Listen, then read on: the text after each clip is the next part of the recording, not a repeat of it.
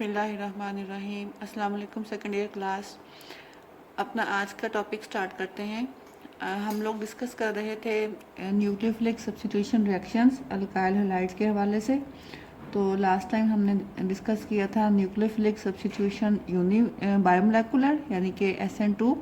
तो आज का हमारा टॉपिक है न्यूक्लियोफिलिक सब्स्टिट्यूशन यूनिमोलेकुलर SN1 से इसको हम सिंबलाइज करते हैं। S stands for substitution, N stands for nucleophilic और 1 मीन्स यूनिमोलिकुलर, क्योंकि यूनि का मतलब होता है एक। तो अगर हम इसकी डिटेल देखें मैकेनिज्म की, तो इसमें तकरीबन बहुत सारे पॉइंट्स हैं। You can say that they are just the inverse of SN2 mechanism. Unlike SN2 mechanism, SN1 mechanism is a 2 step process और 2 स्टेप मैकेनिज्म। ये रिएक्शन जो है या इस मैकेनिज्म के थ्रू जब न्यूक्लियोफिलिक सब्स्टिट्यूशन रिएक्शन होता है तो ये 2 स्टेप्स में कंप्लीट होता है। वो 2 स्टेप्स कौन कौन से हैं? First step is the formation of a carbocation and the second step is attack of nucleophile on carbocation. अब हम इन 2 स्टेप्स को ज़रा 1 बाय 1 थ्रू मैकेनिज्म देखते हैं। ये आपके पास एक सबस्ट्रेट अल्काइल हैलाइड मॉलिक्यूल है जिसमें ये टर्शरी अल्काइल हैलाइड है। और ये रिएक्शन जो है आपने ख़ास तौर पे याद रखना है कि they take place in the presence of some polar solvent. Polar solvents में आपके पास एग्जांपल आ सकती हैं इथानॉल की, एसीटोन की। आमतौर पे इस किस्म के सॉल्वेंट्स यूज़ किए जाते हैं। तो इस किस्म के जब सॉल्वेंट में आप रिएक्शन कैरी आउट करेंगे अल्काइल हैलाइड्स का, तो फर्स्ट स्टेप में the leaving group will depart the substrate molecule. ये हमारा जो हैलोजन एटम है ये इसमें लिविंग ग्रुप है। तो पहले स्टेप में ये लिविंग ग्रुप यहाँ से with its electron pair in the form of chloride ion अलग हो गया और बाकी आपके पास क्या बचा है? कार्बन एटम, उसके साथ 3 मिथाइल ग्रुप्स अटैच हैं।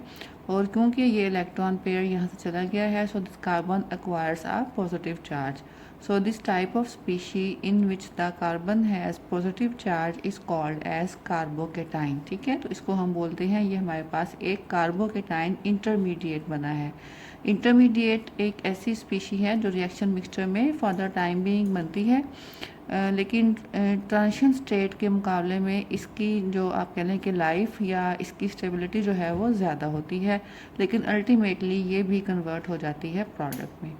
तो ये एक टर्शरी कार्बोकेटाइन हमारे पास बना है। So that is the first step, formation of carbocation.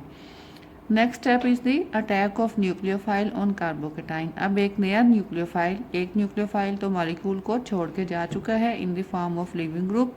अब एक दूसरा न्यूक्लियोफाइल इस कार्बोकेटाइन के ऊपर अटैक करेगा। सेकंड स्टेप जो है ये फास्ट स्टेप है, और जैसे ही न्यूक्लियोफाइल इस कार्बन के ऊपर अटैक करेगा यानी कि एक नया बॉन्ड बनेगा between this carbon atom and the oxygen of this nucleophile, तो आपके पास ये कार्बन का पॉजिटिव चार्ज भी ख़त्म हो जाएगा, कंपनसेट हो जाएगा और हमारे पास ये प्रोडक्ट बन जाएगी जो कि एक टर्शरी अल्कोहल है। इस स्टेप में जब अटैकिंग न्यूक्लियोफाइल हमारे पास हाइड्रोक्साइड आयन होगा। तो अब क्योंकि ये 2 स्टेप मैकेनिज़्म है, तो हमने फर्स्ट ईयर क्लास में डिस्कस किया था कि ऐसे रिएक्शंस जो एक से ज़्यादा स्टेप्स के ऊपर मुश्तमिल होते हैं, उनमें कोई एक स्टेप ही ऐसा होता है जो कि रेट डिटर्मिनिंग स्टेप है, यानी जिसके ऊपर रिएक्शन का रेट डिपेंड करता है। और ये रेट डिटर्मिनिंग स्टेप वो होगा जो कि स्लो स्टेप होगा। तो इन 2 स्टेप्स में से हमारा फर्स्ट स्टेप जो है ये स्लो स्टेप था। So the first step will be called as rate determining step. और जितने मॉलिक्यूल्स रेट डिटर्मिनिंग स्टेप में रिएक्टेंट्स के इन्वॉल्व होते हैं they are called as the molecularity of the reaction. So यहाँ पे क्योंकि रिएक्टेंट का एक ही मॉलिक्यूल इन्वॉल्व है, so the molecularity of the reaction is 1। We can say that it is a unimolecular reaction. Unimolecular reaction means that the molecularity of the reaction is 1। उसके बाद अगर हम देखें कि हमारी प्रोडक्ट जो है उसकी कॉन्फ़िगरेशन क्या बनती है, तो अब आप थोड़ा सा तरह अगर मैकेनिज़्म के ऊपर गौर करें, तो यहाँ पे जब कार्बन जो है वो 4 सिंगल बॉन्ड बना रहा है सबस्ट्रेट मॉलिक्यूल में, तो ऑब्वियसली कार्बन जो है वो sp3 हाइब्रिडाइज्ड है, इसकी शेप टेट्राहेड्रल होगी। प्रोडक्ट में देखें कार्बन सिर्फ ये इंटरमीडिएट में कार्बन सिर्फ 3 बॉन्ड बना रहा है विद द पॉजिटिव चार्ज। आपको पता है कि जब 3 बॉन्ड बन रहे हों तो कार्बन जो है वो sp2 हाइब्रिडाइज होगी, और sp2 हाइब्रिडाइज कार्बन में इस तरह से तीनों बॉन्ड जो हैं वो 120 के एंगल पे अरेंज होते हैं। इसका मतलब ये है कि कार्बन जो है फर्स्ट स्टेप में sp3 से sp2 हाइब्रिडाइजेशन स्कीम में चेंज हो रही है। अब इस sp2 हाइब्रिडाइज जो हमारा कार्बोकेटाइन इंटरमीडिएट है उसके ऊपर अटैक करना है हाइड्रोक्साइड आयन ने। अब सवाल ये पैदा होता है कि ये हाइड्रोक्साइड आयन जो है वो राइट साइड से अटैक करेगा या लेफ़्ट साइड पे अटैक करेगा, क्योंकि दोनों साइड जो हैं वो हर लिहाज से इक्विवेलेंट हैं।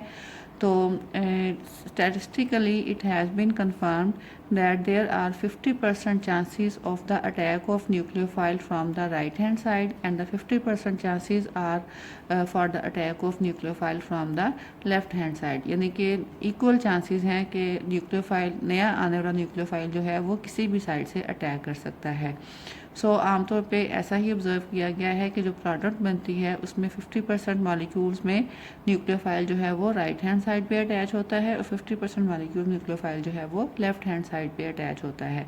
इसका मतलब क्या है कि जो हमारे पास प्रोडक्ट बनेगी उसमें 50% मॉलिक्यूल जो है उनकी कॉन्फ़िगरेशन वही होगी जो कि रिएक्टेंट की थी, और बाकी 50% में ये कॉन्फ़िगरेशन जो है वो इन्वर्स हो जाएगी, उलट हो जाएगी।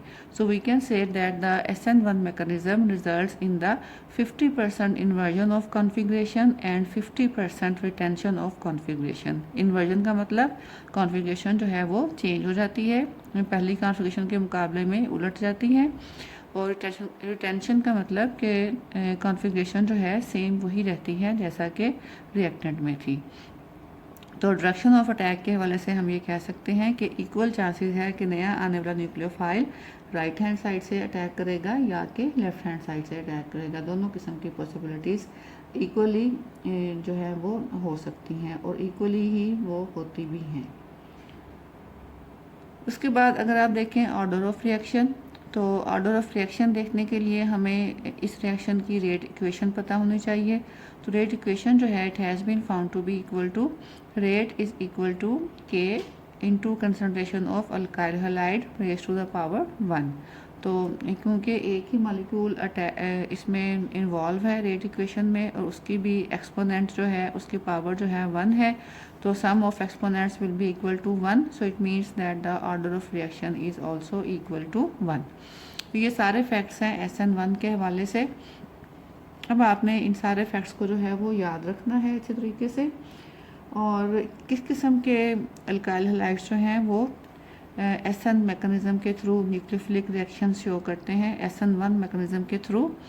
तो it has been found that tertiary alkyl halides, ऐसे अल्काइल हैलाइड्स जो कि टर्शरी हैं, tertiary alkyl halides they proceed through SN1 mechanism, जबकि हमने देखा था कि जो प्राइमरी अल्काइल हैलाइड्स होते हैं दे प्रोसीड थ्रू SN2 मैकेनिज़्म। ये हमने अपने पिछले लेक्चर में डिस्कस किया था।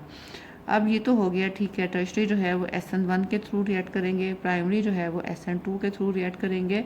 तो what about secondary alkyl halides? Secondary alkyl halides का रिएक्शन जो है वो किस तरह से होगा? तो सेकेंडरी अल्काइल हैलाइड्स जो हैं दे कैन अडॉप्ट और they can undergo both type of mechanisms SN1 and SN2 depending upon the type of solvent की रिएक्शन में सॉल्वेंट कौन सा यूज़ किया गया है।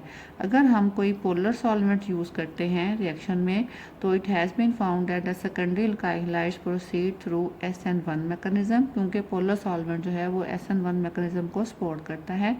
और अगर हमने कोई नॉन पोलर सॉल्वेंट यूज़ किया है लाइक बेंजीन है या आपके पास कार्बन टेट्राक्लोराइड भी किसी हद तक नॉन पोलर सॉल्वेंट को हम कह सकते हैं, या इसके अलावा ईथर जो हैं वो भी नॉन पोलर सॉल्वेंट्स हैं। तो किसी भी नॉन पोलर सॉल्वेंट की मौजूदगी में जब सेकेंडरी अल्काइल हैलाइड्स का रिएक्शन होगा तो वो SN2 मैकेनिज़्म के थ्रू जाएगा, यानी कि सेकेंडरी अल्काइल हैलाइड्स इन दोनों में से कोई सा भी मैकेनिज़्म यूज़ कर सकते हैं depending on the type of solvent. तो ये तो हमारा टॉपिक कवर हो गया SN1 और SN2 रिएक्शन का। एग्जामिनेशन पॉइंट ऑफ व्यू से टॉपिक बहुत इंपॉर्टेंट है और अक्सर औकात क्वेश्चन इस फॉर्म में आता है that compare the SN1 and SN2 mechanisms. तो अगर इस किस्म का क्वेश्चन आए तो बेहतर ये होता है कि आप कंपैरिजन करने के लिए यूँ सेंटर में लाइन ड्रा करें, एक साइड पे SN1 की हेडिंग दें, एक साइड पे SN2 की, और यूँ 1 बाय 1 सारे पॉइंट्स लिखते जाएं। SN1 में जो है वो कौन कौन से पॉइंट्स हमने डिस्कस किए थे, और SN2 में यानी कि उसमें कितने स्टेप इन्वॉल्व हैं, SN1 में, SN2 में कितने स्टेप्स हैं, उन स्टेप्स का मैकेनिज्म फिर आपने बताना है। फिर आपने डायरेक्शन ऑफ अटैक बतानी है न्यूक्लियोफाइल की। फिर आपने रेट टर्मिनेटिंग स्टेप बताना है कौन सा है, मॉलिक्युलरिटी कितनी है रिएक्शन की, ऑर्डर कितना है।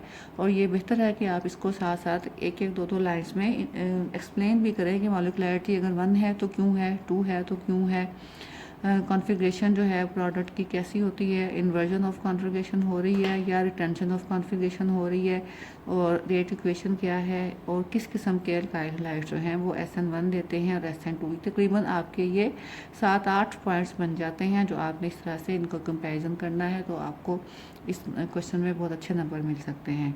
इसको अच्छी तरह से तैयार कीजिएगा। नेक्स्ट लेक्चर तक के लिए अल्लाह हाफिज़।